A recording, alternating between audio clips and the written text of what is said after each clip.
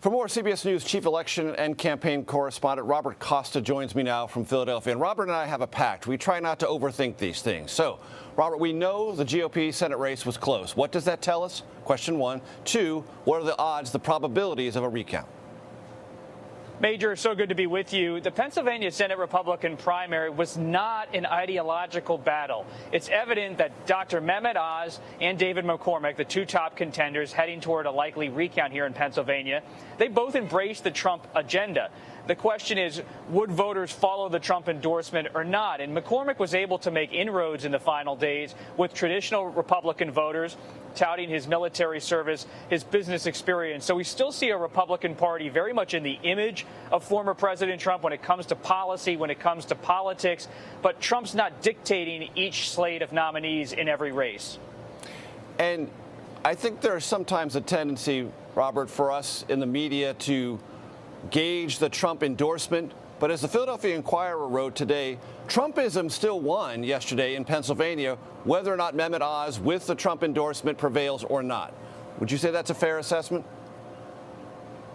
It's a fair assessment, Major, not only in Pennsylvania but across the country. Did Madison Cawthorn lose his primary in North Carolina, that first-term congressman, because he had the Trump endorsement? Of course not. The Trump endorsement helped Cawthorn, if anything, in a primary race in North Carolina. Does Cawthorn losing mean Trumpism is dead or waning in North Carolina? It certainly doesn't mean that. I agree with you. You don't want to read too much into a race in North Carolina or in Pennsylvania. Dr. Oz had a lot of factors weighing against him. Voters we encountered here in Pennsylvania over the past week were wondering, is he a true conservative? Will he be a real voice for the Trump coalition? He had to convince people he was a Pennsylvanian, he was a Trump supporter. All of that was weighing on voters' minds, as well as the Trump endorsement, not only the Trump endorsement on their minds.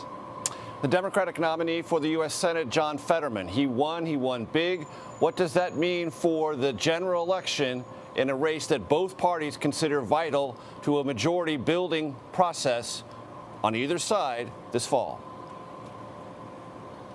Well, it probably means we're going to be coming back to Pennsylvania quite a bit in the next few months ahead of the November elections, because Fetterman makes this a real race. This is a 6'8" lieutenant governor who's now the Senate nominee for Democrats. He likes to wear a hoodie on the campaign trail. He sometimes wears gym shorts to campaign in political events. He's someone who has made a populist appeal to Trump voters in Pennsylvania, but he's also tried to make an appeal to Bernie Sanders progressives in Pennsylvania, talking about issues like a $15 minimum wage. So if anyone could win against the Trump coalition in Pennsylvania, you would guess at this point it could be Fetterman.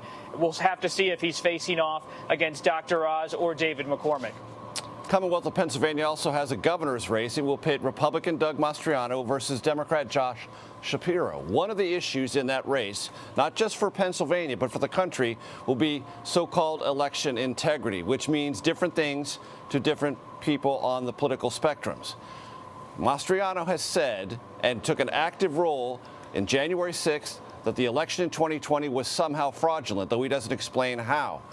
What does that mean in Pennsylvania and nationally should Mastriano prevail? This is significant. You have State Senator Doug Mastriano, who attended the Stop the Steal rally in Washington on January 6th, who worked to overturn President Biden's 2020 victory. He is now the gubernatorial nominee in Pennsylvania. And he's not just a hardcore Trump supporter. This is someone who takes a hard line in terms of press access. CBS News tried to attend a Mastriano event over the weekend. He blocked press from even entering the premises. He is rarely allowed even local reporters to cover his events in Pennsylvania. He still faces an uphill challenge. His rival now is Attorney General Josh Shapiro, a pretty popular Democrat in Pennsylvania who won the Democrats' gubernatorial nomination. Shapiro has about $15 million in his war chest. Mastriano has less than $1 million. And so it's going to be interesting to see, can Mastriano build a statewide campaign that reaches not just into the Trump base in Pennsylvania, but into the collar counties around Philadelphia and the suburbs of Pittsburgh.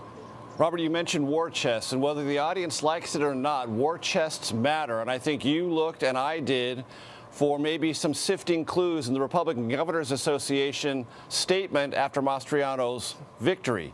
It sounded to me, read to me, tepid, and there was no affirmative declaration that the RGA a fundraising process on its own would go all in on the Mastriano race. Did you detect that?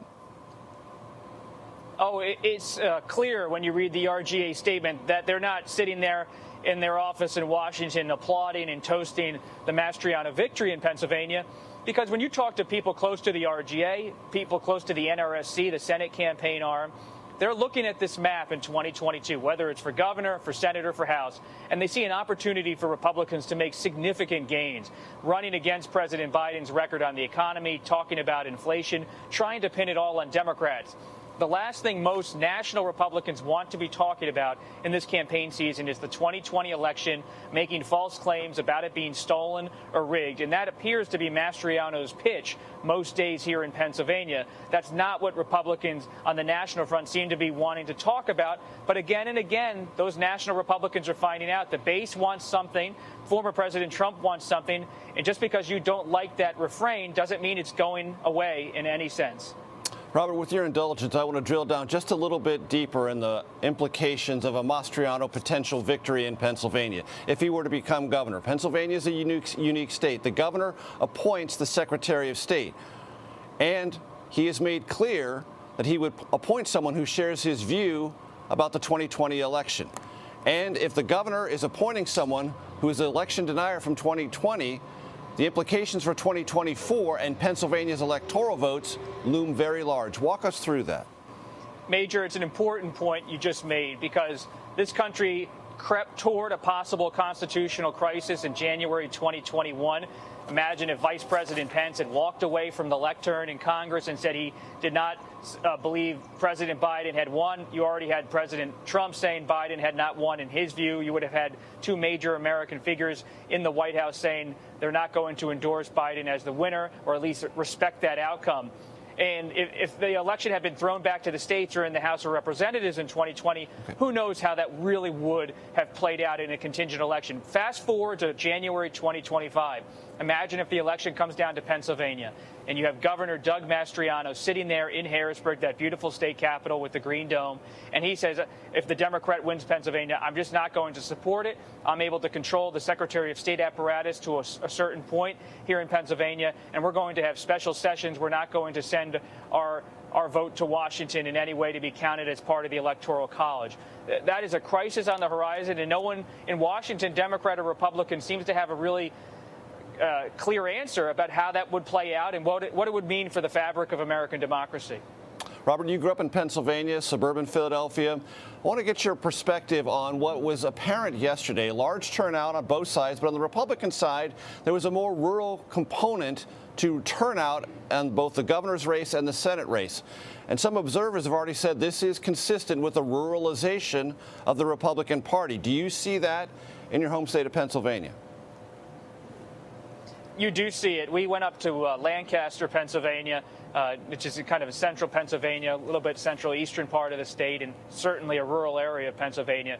And what you encounter when you stop at different restaurants, campaign events, is so many voters, whether it's on the Democratic side or the Republican side, who are coming out of the woodwork. People who may not have been participating in election after election have been stirred in part by Fetterman, but also really stirred by that Trump coalition. They are coming out and voting in new ways. And in Pennsylvania, think about Pennsylvania. This is a state that has elected someone like Tom Ridge, who supports abortion rights, as a Republican governor. It is a state that also elected Rick Santorum, its senator, but it's a state that had Ed Rendell, a pretty moderate Democrat, as governor, Tom Ridge, a moderate Republican, as governor, Pat Toomey, who supports gun control efforts in the Senate on the Republican side. Now it's, at least in the gubernatorial race, elevating Doug Mastriano, an election denier. It shows you not necessarily a rightward drift of Pennsylvania, but a rightward drift of the Republican Party in Pennsylvania. Robert Costa, as always, thanks so very much. Thank you.